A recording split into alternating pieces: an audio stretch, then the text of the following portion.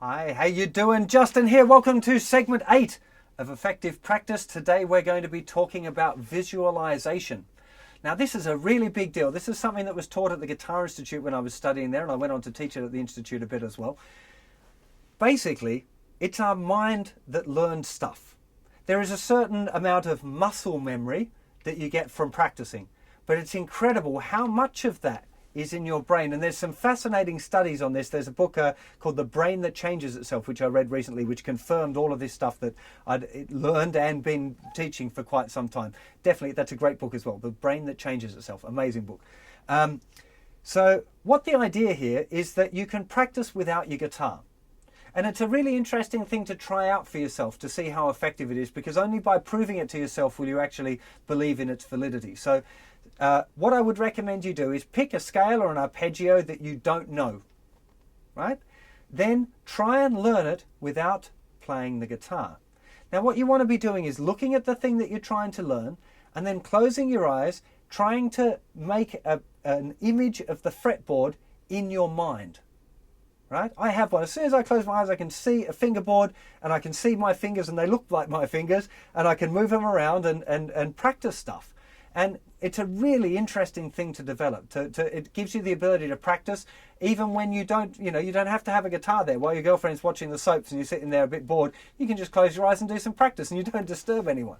Right? It's a really effective thing. So you're looking at this arpeggio. Let's say we're learning A7 arpeggio, right? E shape A7 arpeggio. So you're looking at the arpeggio, either on the page or on the website or whatever, and then you close your eyes and you looked and you've seen, all right, a second finger goes on the 5th fret. So you close your eyes and you try and picture your second finger moving on to the 5th fret, because we're going to play an A7 of the thickest string. So you try and make a picture of that first of all. And then you look and you go, okay, the next note is the first finger on the next string over, 1 fret behind. So it'll be the 4th fret, first finger. Okay, then close your eyes and envisage your second finger going first on the root note on the A on the 5th fret, and then your first finger is going to go down the 4th fret on the next string. Okay, and then just keep trying to build it up like that and start at the beginning, just build it a little bit at a time. Because especially when you first start doing it, you're going to need to develop the part of your brain that deals with visualization and being able to build that little fingerboard in your head. It takes a little bit of time. This isn't something that you'll probably find effective within a day.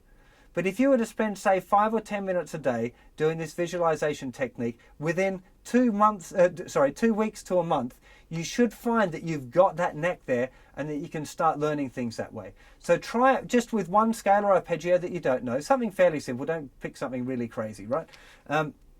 You can save that for later. Start with something simple. See if you can learn it just by doing it in your head.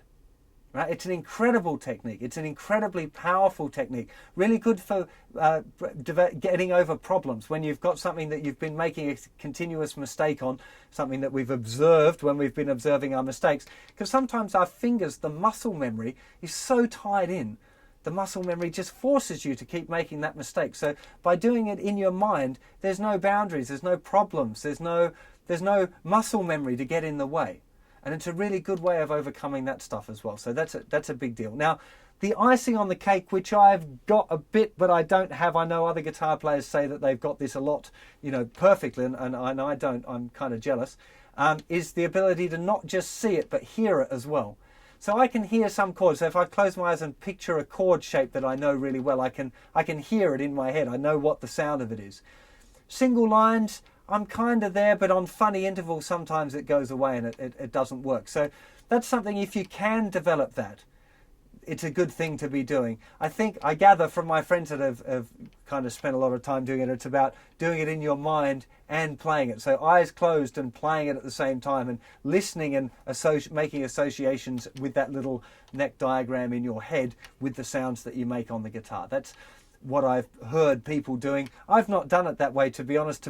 My sense of being able to do that is just purely from having played guitar a lot and knowing that this chord sounds like this. So when I make the chord up there, I can kind of make the sound. But it's an incredibly powerful technique, and it means that you can practice on the train or in the bus or on a plane, or, like I said, while your girlfriend's watching telly and you're not interested, anywhere that you want. Probably not while driving. That wouldn't be a good idea. But any other place, visualization is a fantastic thing to be doing if you can.